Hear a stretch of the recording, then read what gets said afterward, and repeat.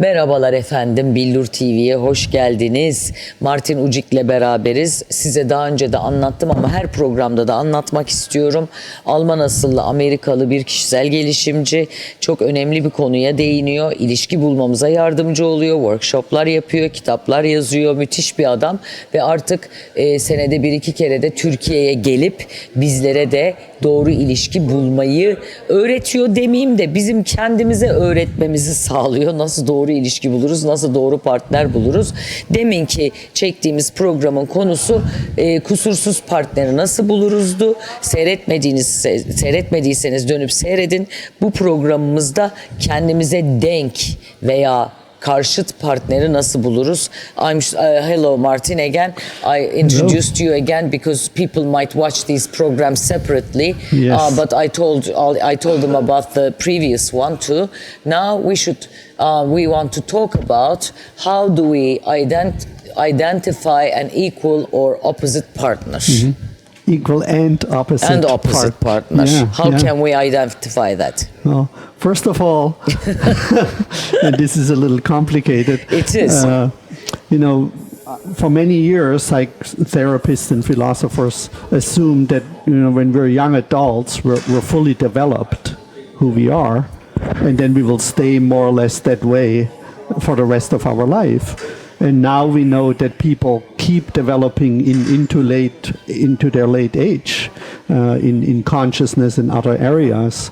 And so after my second marriage ended and I started to date, I was really wondering why people would fall in love, or I would fall in love with a woman, and we were sure, right, that we're soulmates and that we will last for the rest of our life. And most viewers probably have had that experience, right, the happily ever after.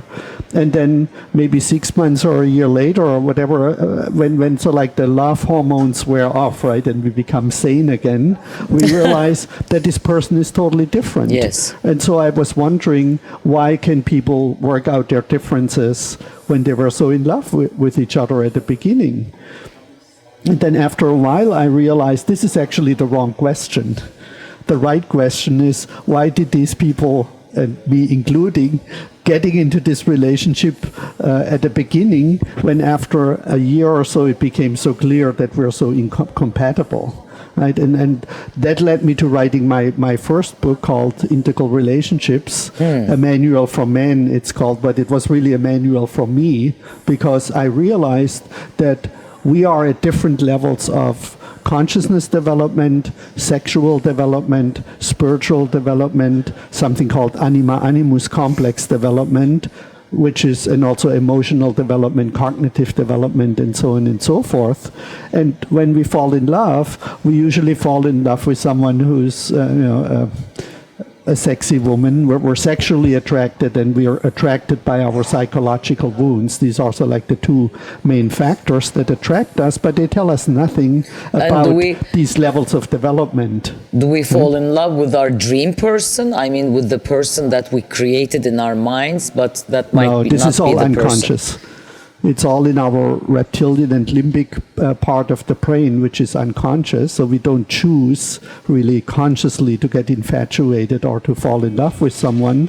And then oxytocin and serotonin and different love hormones are released, and they render us temporarily insane, right? So we become insane. Insane from a evolutionary biological aspect. That's of course important. You and I, we wouldn't be here if not thousands of generations would have been impaired by these love hormones and had sex and made babies, right? That's really the main reason. And then, of course, in traditional societies and people with a traditional mindset, as we still see largely here in Turkey, then once you have children, you cannot get divorced, right? You marry, and then you stay in that relationship. Well, in the old times, it was more, Now with modernity, also being in Turkey and in most of the Western and developed world, of course, we know that women can get divorced or people don't get married in the first place. And so we have much more unstable relationships. And so I learned about the American philosopher Ken Wilber, who created a complex model of human growth and potentials. So growth and potential, that implicates that people are at different levels of growth. Yes. And so we want to identify a partner who's at our level of development and then to grow together with that person. So we not only want to fall in love with someone who is right now where we are in our development, but also make an agreement to become, a more developed person in the context of the relationship. And that's where the opposite part comes in, right? Obviously, we want to have feminine and masculine polarities as opposites. We want to have different life experiences that complement each other. We want to have different knowledge and so on and so forth. But we want to see the world from the same level of consciousness. Okay, very important. And so this is a bit like, you can liken it to climbing a ladder, or you could look at a building with 8 floors. And I just want to briefly mention these 8 levels so that people get a sense of how different they are. And what level they're at. And so identifying what level you are at, you can do through my book, Integral. 2 haftaya çıkıyor biliyorsunuz değil mi? İntegral, partnerlik ve cinsellik, Martin Ucik'in kitabı Türkçe olarak, yani Mart başlarına doğru, Mart ortalarına doğru sağlıklı ilişkiler rehberi diyor burada. Bu kitabı edinmekte yarar var. Okay. And also in our workshops practice and makes trainings. perfect. I mean, does an experienced person find a better relationship later in their lives, or can they, read your book and come to your workshops and for the first time in their life find a perfect relationship? Can they? Oddly enough, the more people get divorced, the more divorces they have behind them, or the more relationships they went through, the more likely it is that their next relationship will not last either, unfortunately. So it's not only practice that you repeat the same thing over and over expecting different results, but you really need to change as a person and analyze the way you think and the way you act. Right, and also learn about your unconscious. And not to project your relationship problems on blaming your former partners, but to really look into the mirror, look into your inside and see what, you chose that person in the first place. Yeah, sure. So there's and no then we point, don't like it. And then we don't like him or her and we complain about them, right? So we need to take responsibility for who we choose. And if we don't have the right tools to choose the right person, then of course we'll choose the same one as before. We always fall for the same patterns, basically. So we want to look at the patterns. But the main point why couples grow apart or cannot resolve their relationship difficulties, even if they go to a psychotherapist, and you probably heard communication is everything in relationships, right? If we only would learn to communicate. But this is only true to a certain level.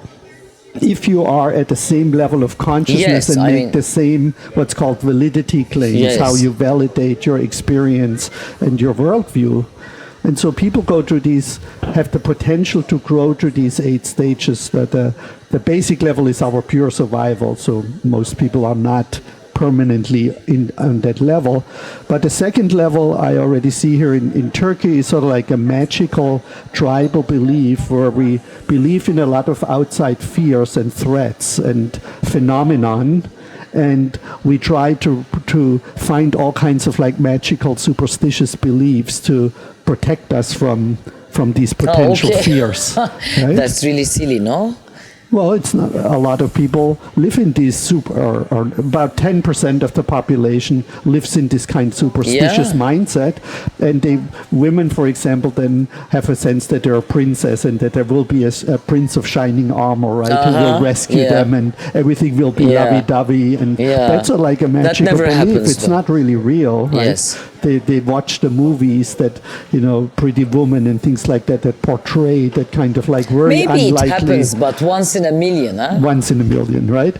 And then, so this is very externalized, right, where people are projecting a lot of outward and it's not real, it's superstitious. The third level is egocentric, so they go like, wait a minute, I'm actually a powerful person. I'm in charge of my own life. I don't have to respect anyone. And that's specifically when mythic structures fall away, as we see in the modern world. Some people remain on this egocentric level. I want it all. I want it now. I don't give a shit about other people. And they don't offer anything in return. I have to fight for myself. And whatever, if I give anything away to another person, I lose. Oh, right? okay. And I need to see, that my needs are taken care of. To hell with everybody else. That's So they the need third a level. slave, not a partner, huh? They usually enslave their partner and want to control their partner, and they want to be respected. They demand respect, right? This is what I need. This is what I want. You need to respect me. You need to fulfill it. Otherwise, I'm going to get angry at you. I'm going to punish you. Okay. And men and women do that, right? Yeah. On this level.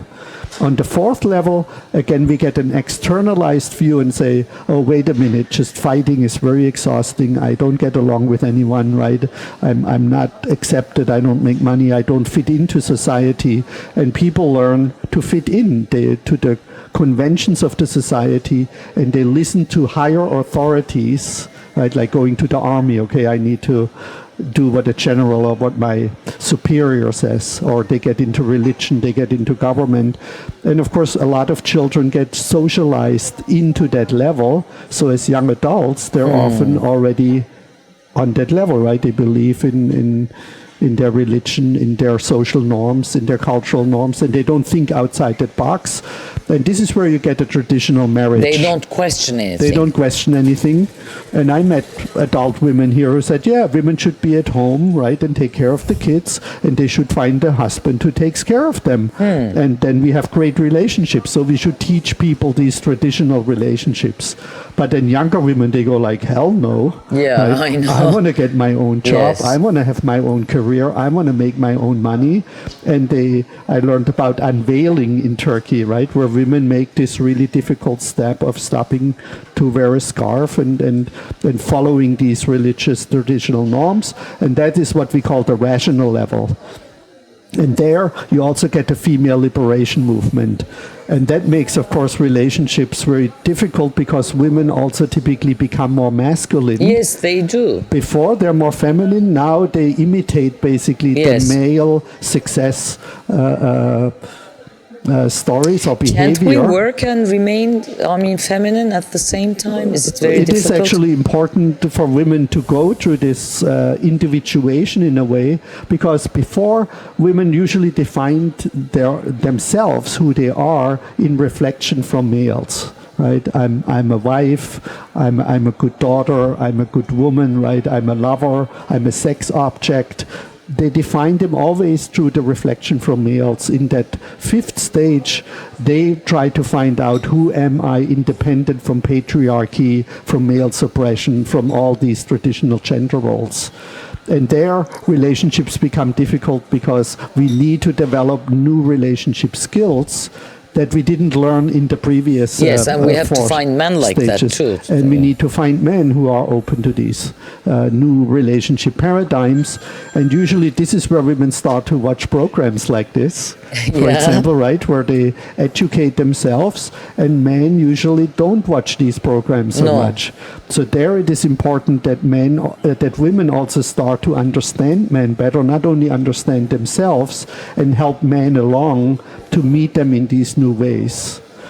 And then the sixth level is called the pluralistic stage, again, where people look more outside themselves. So the fifth level, people look more at themselves, my career, my education, my self-identity, my psychological healing. Then on the sixth level, they go like, just pursuing a career, pursuing the good life, often at the expense of the environment, of animals, of people who are not as privileged, right?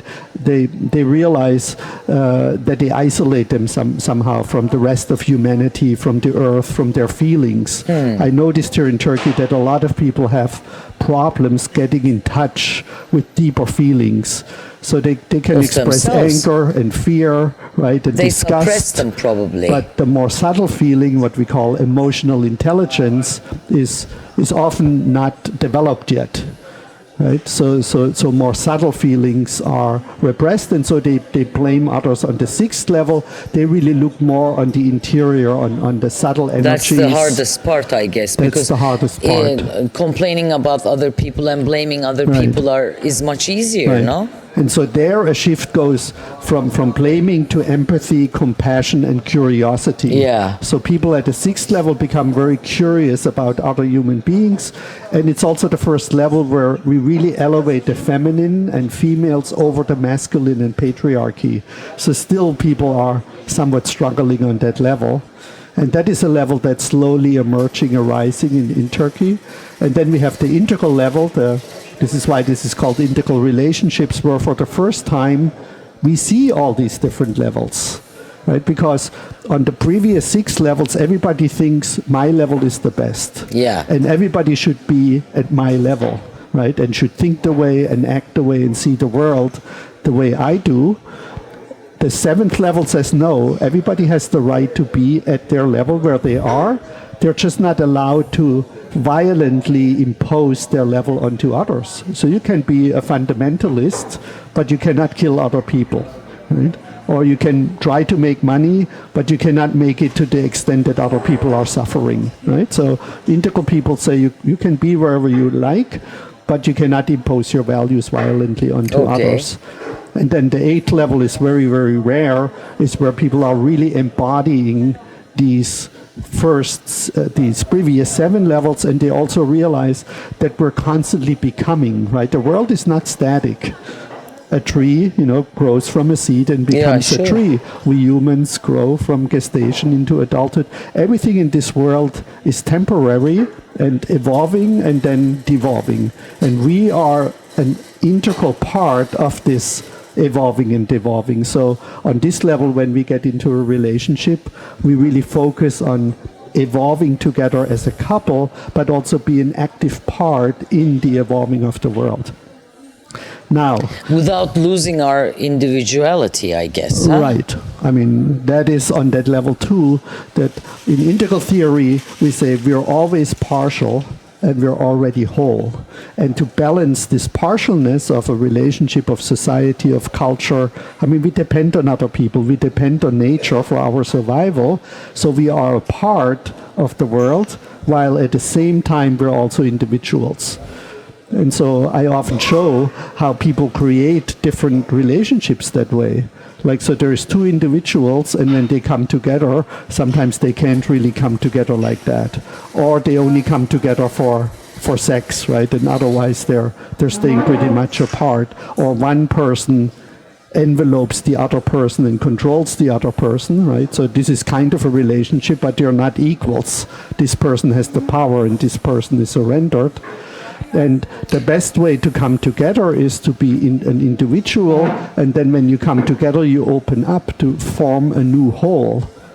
But you don't get lost in that whole. You're still, I mean, I can show this with the hands, but it's different than this. You become a whole, and when you're apart, you're individuating, so the relationship works like that.